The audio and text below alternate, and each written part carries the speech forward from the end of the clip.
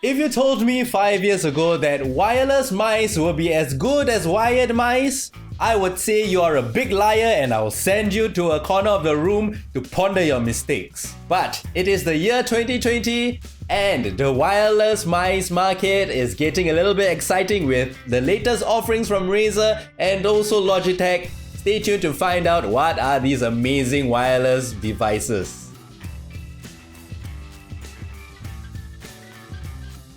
The Logitech G Pro Wireless has an amazing safe shape that will suit a lot of different kinds of mouse grips. It's almost perfect for both gaming and office use, as it is extremely comfortable to hold for long periods of time. The Hero sensor is a modified version of the Pixart 3360 sensor that is tuned to conserve battery life. So the mouse can actually last pretty long, about 46 hours of use with all the lights turned on, and about 60 hours of use with the lights turned off. After owning the G Pro for about a year and a half now, I rarely use it for gaming anymore because of some inaccuracies in tracking and also double-clicking issues for me personally.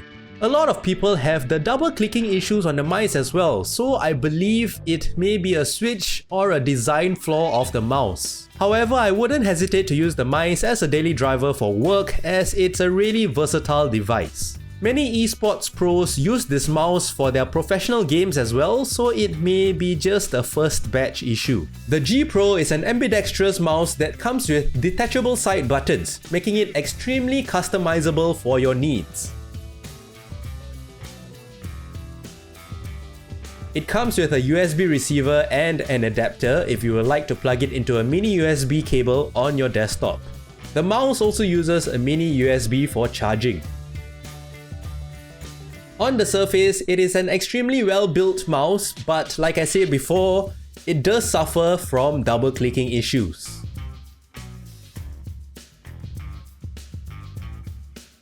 On to Razer's newest offering in the wireless market, the Razer Viper Ultimate. The Viper Ultimate is a carbon copy of the wired Razer Viper in terms of shape, having the side buttons on both sides of the mouse, making it ambidextrous as well. The mouse is extremely well built and it wouldn't suffer from the double clicking issues thanks to the optical switches that doesn't use any metal contacts. The Viper Ultimate also comes with a nifty charging dock which you can plug the Viper's USB receiver in, making your desktop clutter-free and making the Viper pretty easy to charge. The Viper Ultimate lasts about 65 to 70 hours with the lights turned off and lasted a good 30 hours with the LEDs turned on. The Viper sensor is a modified Pixart 3389 sensor that is also tuned to save battery. To me, it just felt snappier than the G Pro Wireless in gameplay and much easier to control. The shape might not be for everyone because it's pretty low profile. It is one of those mice that I implore you to try its shape first before going out to buy it. Both mice have little to no latency issues compared to their wired counterparts. But personally, I do feel like the Viper has a slight edge over the G Pro, but it really comes down to personal preference. Both mice are being used by esports players for their big money games, so I can safely say both are pretty good. Both mice come with compartments to store the USB receiver if you are planning to carry the mouse around, and their DPI switches are situated at the bottom of the mouse, so it is unobtrusive. So as you can see, I took some time with the review, the hair grew long and stuff, because I wanted to test the Razer Viper Ultimate and see if it breaks down in any way with long-term usage. And I'm happy to report that the Razer Viper Ultimate is pretty sturdy. No rattles and stuff, it doesn't have any double clicking issues, it tracks so well. And then I compare it to the G Pro Wireless. I mean, it doesn't have any rattle whatsoever, the build quality is really strong, but the double clicking issues really annoyed the heck out of me. But like I said, it might be a first batch issue because I bought this mouse when it first came out. And a lot of people online as well, when they bought the first batch about a couple of months into usage, they reported a lot of double clicking issues. I'm not too sure right now if the quality has improved. I hope so because of a lot of complaints. But all in all, if you would ask me if this didn't have the double clicking issue, I say both mice are excellent.